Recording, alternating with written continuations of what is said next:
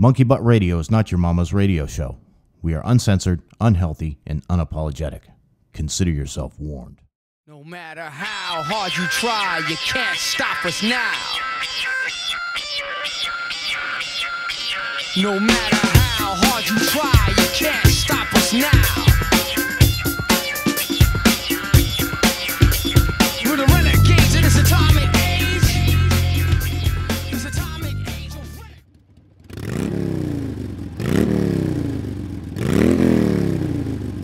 Hey, Monkey Butt Nuggets. Hey. I'm sitting here with Grumpy Mike, and I'm Biggest. You can tell that because it says so on my shirt. We're doing something different today, if you haven't noticed. And what we are doing is we are preparing for some fantastic stuff that's going to be coming up in the next few weeks.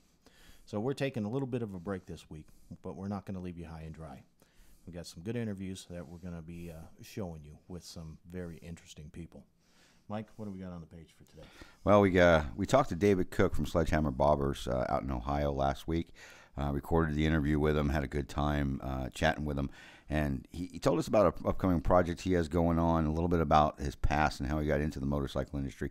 It's a really, really cool story, guys. It's very inspiring. This is a guy, well, I'll let him tell you, but just be impressed. Somebody who didn't have a shop to winning a major bike show in 10 months. It's a phenomenal story. It's You guys impressive. Enjoy it. And it's some badass bobbers. That's all I got to say. That and, you know, it's next week's guest is guests. It's plural because there's a few of them coming on. But This is the guest that we have wanted since the beginning of this thing. Yes. This is going to be the most important motorcycle community organization that I feel personally that there is around. Absolutely. Absolutely. Well, first off, we're gonna lead into and have a kind of an abbreviated show. Lead into the interview with David Cook. We're actually going to hear from Argal Sash From the future. From the future. You'll understand when pay you see attention to her. She sent in her video From Sturgis. This morning. So. She filmed it yesterday, so it's brand new from Sturgis this year. I think they've 2014. they've been indulging. Yes, while they were out there. But check it out. She's got some other stuff coming from Sturgis, and some really cool things that are happening at the Black Hills Rally. But check out the interview. Listen up for the interview, and then we'll be back. To chat with you for a few afterwards. Welcome to Monkey Butt Radio. We have on the phone with us today David Cook from Sledgehammer Bobbers. David, how's it going today? Good, guys. How are you? I appreciate being on with you, and it's an honor. Thank you. Oh, thank you for joining us. There's some really cool things that you're doing back east in Ohio, and it's, you know, we wanted to kind of feature that a little bit, and you know, you have a really cool name of your shop, Sledgehammer Bobbers. And we want to kind of get to know you a little bit because you have a really cool story, a really inspirational story. So tell us a little bit. Tell us a little bit about your upbringing. Where are you from originally, and where'd you grow up, and how'd you get into bikes? Well, I grew up in Warren, Ohio. Actually grew up around motorcycles and neighbors, and you know, they were riders and they lived the lifestyle. So I started building mini bikes probably 7, 8 years old, tinkering. Of course, you're young. And then built a bunch of, or got into building chopper bicycles. And then as I got older, I started building street rods, motorcycles. I actually went to a school in Livonia, Michigan. It was called Motec. It was a Chrysler High Performance Automotive School. Oh, so you're a Mopar guy. Well, I don't know. Right. I think today I'm a V-twin guy. There you go. Sweet. There you go. So were you always in the motorcycle industry, or how did you actually get into it? Well, I actually started a company when I was younger called Autobuff. We were a custom prep, detailing, motor work, custom builds. We did motorcycles, hot rods, and it was really lucrative. It was a good thing. We became very popular. Of course, then, you know, you get married and the kids come and you realize you got to make a living and take care of your children. So kind of switched gears. My family was in the investment world, And I decided to go to MetLife. I started with them in 1987, and I just grew from there. However, about 3 years ago, I went through heart failure. So, you lay there in the Cleveland Clinic for 28 days and realize, what life's all about. Mm-hmm. So, Dave, I was reading your bio earlier today, and it was the fact that you were working in finance. Is that what caused your health issues? Yes, a lot of stress. I was a floor broker. Did a lot of trades through Bear Stearns.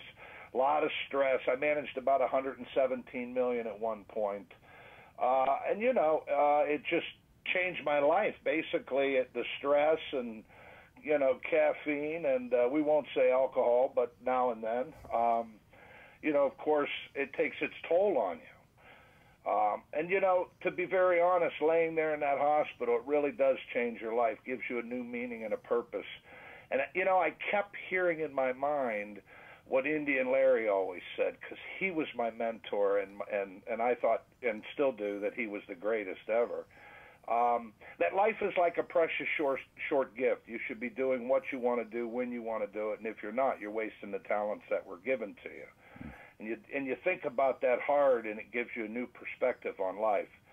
So today I'm doing my passion, guys. This is what I love to do, and to have the opportunity is a blessing, no doubt. Back to doing the V-twins, two wheels V-twins. That's awesome. That's right. Yeah, well, let's keep custom and one-offs in there. So that's what we want to do, right? Okay. Well, tell us a little bit how you started Sledgehammer Bobbers. Well, I actually started. What I did was I went out and shopped around, did a little research on what I wanted to do in the business. I have a young man who's like a surrogate son to me. He just graduated from business school, did a lot of help in the business end of things. And I actually started with a 2011 Dyna Street Bob, purchased it, brought it home, tore it to the bone, sold every part, and completely redid the bike from ground up. Nice. Is that the original Sledge? That's our first bike. That's correct, Sledge. Absolutely. It's an absolutely gorgeous bike. If we actually have it up on the screen right now. The machining work is fantastic. All the covers are beautiful. It's absolutely gorgeous. Beautiful. And the paint job. It was a big blessing. When you look back and think what really got you started, I want to say I think the biggest help and force that I had was Dwayne Ballard from Dwayne Ballard Custom Leather. Yes. Dwayne's like a brother to me. He really led me in the industry, kind of held my hand, if you must say, and, introduced me to the right people. I've had a lot of help from people like Lee Weimer, Vince Costa of American Suspension. A lot of people have kind of really opened the door to us. And, it's a very humbling experience, and what a great experience it is to meet great people and people that love and have passion for what they do. It's Ballard is not only a great guy, but he actually does really great work, too. Yeah, he's, to us, he's the best, know, and I take that, because Paul Cox is a very, very talented man. And actually, Paul's the one who led me to Dwayne. Really? Yeah. Very nice. I had actually contacted Paul. We had talked about the build, however, at that point, he was swamped and said, hey, I've got a guy. He's the best out there. If you can't have me. And he's like a brother to me. And he introduced me to Dwayne, and away we went. Very nice. Very nice. So you started out with that, and you built the original Sledge. Did you, we have some of the pictures up on the screen of you at the International Motorcycle Show and Easy Riders. Did you place in those shows? We did. Actually, it's ironic you say that now, and I'll tell you very quickly. When I started this company and this build, I told everyone around me that in 12 months that I would be in one of the top 5 magazines in the country, and we would win the top shows in the country. And, of course, coming from an investment background, however, they knew my childhood, they thought I was nuts, and we couldn't do it. And within 10 months, we had the largest unveiling ever at Bike Town Harley-Davidson. We ended up in one of the top 5 magazine, Ironworks magazine in the country. We won the Easy Rider Show in Columbus, Ohio, and we took 3rd place at the IMS in Cleveland. I won't go there. Wow. That's impressive. It's been a big blessing. That's impressive. Thank you. I really appreciate. Well, it's a humbling experience. Believe me, this is a very tight-knit organization or industry, and there's a lot of great people in the motorcycle world. And I think the key is that so many people today, it's about I, me, me, mine, or I built this with my hands. And I kind of feel the opposite. I like to reach out and bring the greatest builders to be part, of a worthy build or a worthy tribute. That's your corporate background. That's teamwork. So that's awesome. Right. Go ahead. You may be right. Yes, sir. Yeah. It's I own a small shop, and one of my goals in my life, it's kind of a bucket list thing, is I want to be able to put a bike that came out of my shop on the boardwalk in Daytona or alongside those others up in Sturgis. And it doesn't matter if it wins places or shows or anything, just to be able to compete on that kind of level it's a milestone. So when you hit that milestone of winning the Easy Riders and the IMS, that's a milestone that majority of the people in our industry don't even reach, and reaching it in less than a year is amazing in itself. Thank you, Mike. And you know what? Don't make me cry on TV or on the radio now. Well, that's why we're not doing video. 5 and 300, but I may cry on you. You're getting sentimental, but I appreciate it. Now, all kidding aside, you're right. It is very humbling. It's an incredible feat. But again, I think it's destiny. I think it's like the Knievel bike and where we're headed today. God opens the doors, and if it's your destiny and it's where you belong, I've always felt that since I was a young boy, that I would make it in the custom world, whether it motorcycles, cars, or however. And to have that opportunity in the motorcycle industry it's just incredible. I can't tell you. Absolutely. You know what? We're going to be back in about 30 seconds. And we're going to talk a little bit about your Evel Knievel scars and you getting in the paper and doing some crazy stuff and how that led to the next phase for Sledgehammer Bobbers. Okay?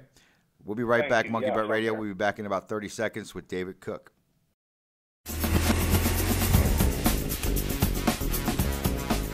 Hi, I'm Officer Judd from the Peoria Police Department Traffic Services Unit. We've teamed up with the Governor's Office of Highway Safety to bring you this important motorcycle tip. When operating a motorcycle, it is important to be alert and avoid distractions. When approaching intersections, be prepared. In the first scenario, notice how the car fails to yield for the motorcyclist. The motorcyclist quickly uses combination braking, that is both front and rear brakes, and avoids a collision, and then rides off safely. Always scan the roadway ahead with your peripheral vision. Notice in scenario 2 how the motorcyclist avoids running over debris or fluid in the roadway. Remember to always be vigilant when riding and expect the unexpected. Let's not meet on accident. Thank you and ride safe. Welcome back to Monkey Butt Radio. We have on the line with us David Cook from Sledgehammer Bobbers out in Ohio. Great time. We were talking before the break. We were talking a little bit about getting into the next project in the life of Sledgehammer Bobbers, David. Tell us before we go there, because that's kind of the lead up. Now, you and I and let's give this the preface that it deserves. Yes. David is doing something that every kid in America who grew up from anywhere between the 50s and the 80s would die to do. Yes. They would die to do it. But before we go there, David, tell us a little bit about your experience in the local paper when you were a young man. Well, you're right. And, it's ironic you say that, Mike, because, this is actually the 40-year anniversary of the Snake River Canyon jump. And I'm 51 today. When I was 11, You know, of course, every young man thinks he's Evel Knievel. He was our hero. He was our legend. And we all got the scars to prove it. I tried to. I'm from Miami, Florida, However, and I tried to did jump a canal. When I was 11, I did numerous jumps, and there was my brother's best friend actually was an editor and photographer for the Niles Times, and I did a jump of 6 stainless steel garbage cans on fire. In my driveway. Actually, we had a big, long driveway, and there were people there, and my brother had brought his friend who was the photographer for Niles Times. And there is an actual clip 40 years ago in the paper. I was talking to Michael about getting a copy of this, going down to the archives in the library, of me jumping these cans. You know, and you look back 40 years ago, who would have thought today, 40 years later, I would have the opportunity, you know, to build this Legends Memorial tribute bike. I mean, it's just, like I said, I think it's destiny. Well, we don't even know. We're starting to put some of the pictures up on the screen of some of Evel Knievel. We're talking about Evel Knievel, folks. And the Monkey Butt Nation, David, doesn't even know yet what you're doing. So why don't you tell us what you're actually doing? Well, I'll go back briefly. I'll try to make it quick. You know, when I started in the industry, and we were in Cleveland at the IMS show, when I first began, Dwayne Ballard was dear friends with George Sedlak. Now, George was the painter and confidant of Evel Knievel since 1971. He painted every bike, all his helmets, the Sky Cycle. So I had an opportunity through Dwayne to meet George. And George, we just hit it off. I mean, he's like a father to me. The guy's in the Smithsonian Institute for the picture of the Wrecking Crew. He's also in the Harley-Davidson Museum. I mean, he's just a legend. And we hit it off, and we got to talking, and then we kept in touch. And when I was in Cleveland at the IMS show, I had met George for the very first time. He had a big display there of Knievel memorabilia. And, you know, we had spent a couple hours together, and I got to telling him the story that we had just, you know, mentioned on radio about the jump when I was young. You know, what an honor and a tribute and a blessing it would be to have an opportunity to build a memorial or a tribute bike for Evel Knievel. That's cool. And, you know, we talked about it briefly. However, 8 months or 10 months went by, and I got a text. And it was from his agent, Jim O'Hearn. And it said, I just spent the last 40, 50 minutes on the phone with Kelly Knievel, and it was all about Sledgehammer Bobbers. You need to call me. And Wow. so I called him. And it was unbelievable. He says, you have an opportunity to build this bike. Kelly Knievel wants to speak to you. However, and I'll make this quick, he said, if you get more than 5 minutes on the phone with Kelly, you're lucky. And, you know, he's very short and to the point. And I said, well, we should get along. And lo and behold, I got him on the phone. 55 minutes later, he and I are still on the phone. Wow. And it was just an incredible conversation, you know, just to be on the phone with Evel Knievel's son, I mean, was just miraculous to me, you know. Now, it was mesmerizing. Yeah, Kelly's his oldest son, isn't he? That is the oldest son, that's right. There's Robbie and there's Kelly, that's correct. Okay. To make long story short, however, you know, we had the opportunity, and he ended up saying that he would put it in the press and do a national press release, which he did through the Mac Report. They tell me it's in over 100 countries today. We were on the Wall Street Journal. We've been in a bunch of different magazines. And then again, you know, Marilyn Stemp from Ironworks did a featured article on us in March. Yeah, we have that. It's been a really crazy ride. And to have the opportunity, guys, I believe this year is the 40-year anniversary of the Snake River Canyon jump. You know, and what an opportunity 40 years later from me being put in the paper as a young boy jumping 6 garbage cans to now having this perfect 1974 40-year-old anniversary shovel. And so it's almost like my brother led it to me but it was meant for the Knievel build. And I think that is so apropos with this 40-year anniversary coming, to have that availability. That's got to be the platform. Absolutely. I think that's great. Well, you know, David, I know that after the build is done, you're going to travel around the country to do the unveiling at different places. I do hope, I know that it hasn't planned out. I know New York City is one of the places. I know Vegas, things like that. But I really hope that you guys get to come to Phoenix and actually come and sit in the studio with us and drink a cup of coffee or a glass of water or tea or whatever, and maybe we'll eat some barbecue. But we'd like to have you actually in studio when you guys come to Phoenix. And we're actually going to put it up on the screen now, the rendering that you sent me of what the – wait a minute. That's just a bike cover. You're not gonna show us what the bike's going to look like, are you? We're not allowed. We're actually under contract until the bike is finalized. Real quick, there's going to be a pre-unveiling in Hollywood, California. Now, from what they tell me, there's 60 to 65, very heavy invested collectors.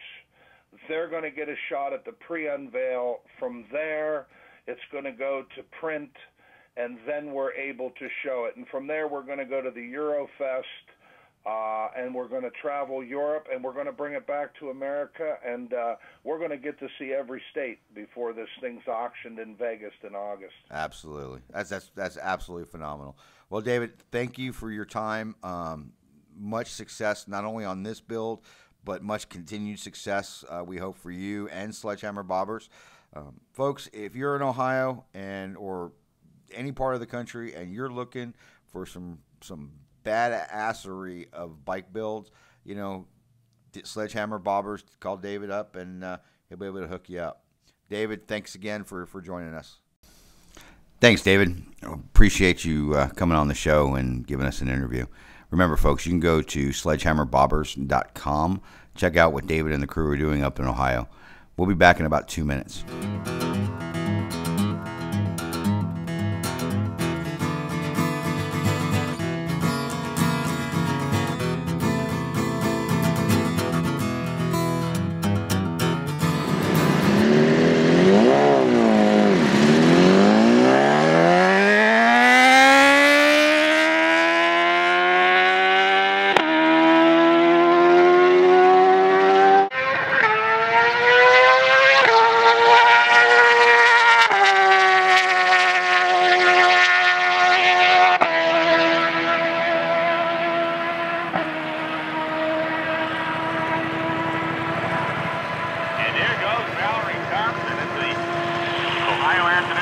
Stop the racetrack, 207.5646 miles an hour. 207.5646 miles an hour. Very consistent bike with their mile an hour of each other last week.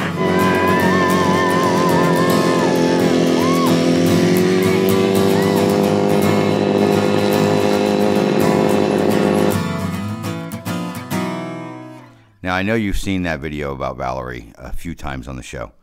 One of the reasons why we played it again is Valerie's going to be up in Bonneville with me and Big Mike. Big Mike decided to go up. He's not with us tonight. He's still working, so he can take some time off. 23rd through the 28th of August, Bonneville, Bub, Salt Flats. Big Mike and Biggest are going to be working the salt. They're going to be watching these awesome, dynamic people on the salt breaking land speed records. Ho Valerie makes number 7.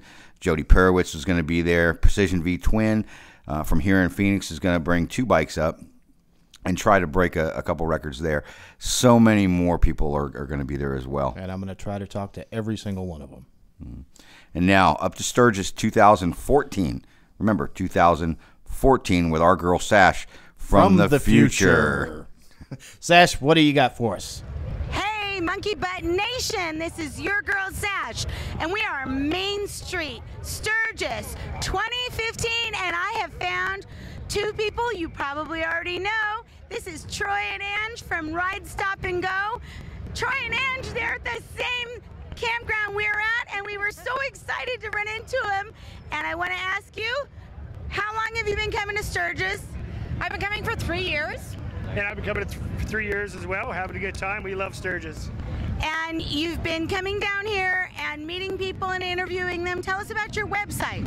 Yeah, we have a motorcycle travel website, and we just want to be passionate about riding. So we just want everybody to see where all the great places there are to ride.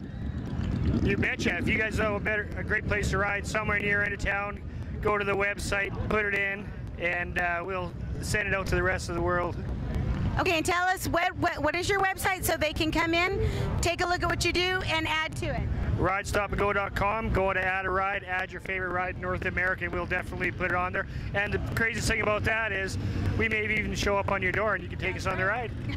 They're going to come to your house, so be very afraid. All right, now we've been hanging out with Troy and Ange all day, and I got to tell you, these are the two hardest working people in motorcycle media. Troy is in everybody's face with his microphone. He's interviewing anybody who'll slow down long enough or who is interesting looking enough. And he sticks that microphone in and he asks them 100 questions, and they make some amazing, amazing videos. And so what motivates you to keep doing this? You know what? We just love riding. We say we're two passionate people who love riding our motorcycles, and it's just amazing to come here, see all these other people who love riding the motorcycles. Maybe they only get to ride this 2 weeks out of a whole year. It doesn't matter. They're riding, and there's just so many crazy, amazing things to see. Just, you know what? You just got to get out and do it. See the world. Yeah, you'd be actually amazed at how many friends we've met over the years by sticking a microphone in their face. It's fantastic. Yeah, you never know. You never get to meet a lot of people until you go and say hello and stick a mic in their face and see what they're really all about. It's a motorcycle community is amazing. And that's exactly how I feel right now. It was the minute I saw them at the campground, I thought it's like old friends. I just run into them. So, Monkey Butt Nation, you're missing it if you're not down here at Sturgis 2015. And we'll be back with you. This is Sash from, woo-hoo! Hold on, let's listen to it. From Sturgis 2015, TooMuchTina.com. Thanks, Sash. Seems like they're having a lot of fun up there. Way too much. And I do believe with the time differential, the geek on the street has possibly imbibed a few. Yes, I think she went Doctor Who on us and went into the future. Hey, that's cool too. Get me some lottery numbers. There you go. There you go. But before we go tonight, we wanted you to see a video clip that was done on one of the local news stations about our next guest. These folks are absolutely phenomenal. They've done so much to make a difference in their local communities and worldwide. A year ago, when Biggest and I first started the show, we were trying to get this group on. They've been busy, to say the least. We have so much respect for the effort that they're making on a daily basis. Folks, watch this news clip, and we'll be back in a few.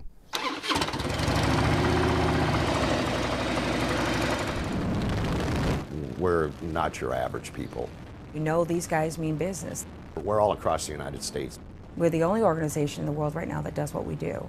We're a nonprofit organization that works with children who have been the victims of physical, sexual, or mental abuse. We want to empower these children not to feel afraid of the world in which they live.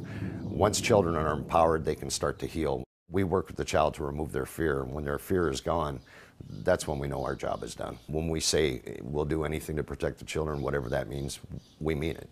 We've got one guy who's 6'10" in our organization. We call him Tree. Yeah, I stand out quite a bit. To the kids, he is an absolute protector. They feel pretty safe when I'm around. The first introduction for a child to our chapter, we'll take and force the entire chapter. We'll have 25 motorcycles rolling down the road. The neighborhood wakes up real quick.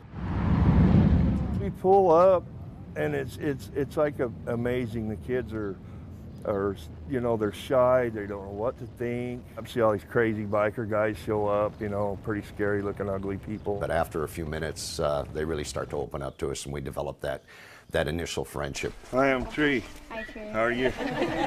We give them a road name. They've got a patch on the back of the vest. You're part of our family now, and that means we'll always be here for you, okay? Whenever you need us, if you're afraid, you call us. Okay. And then we assign 2 members to those children that will follow up on a weekly basis. Now you got a bunch of brothers. Yeah. And, you know, some of us are prettier than others. In court, we had one of our kids, the judge asked, are you afraid? And she looked up at the judge and said no. And the judge said, why not? She goes, because my friends are scarier than he is. A BACA child is 4 times more likely to testify in court than a child who is not part of our organization. It is personal for me because I've been through abuse, in and out of foster homes, in and out of the system. Nobody believed me, nobody seemed to care. It's a hell that I wouldn't wish upon anybody. Here in Arizona, the child deaths directly related to child abuse went up 20% in the last year. So the problem isn't getting any better. We need to wake up. The system needs to change, let's put it that way. To be able to stand up, you know, for a child and say, no, nobody's going to hurt you anymore. And you can stand up and be proud of who you are. You're not at fault. We're not playing wild hogs here. And if someone who would hurt a child doesn't take us seriously, well, that would be a big mistake.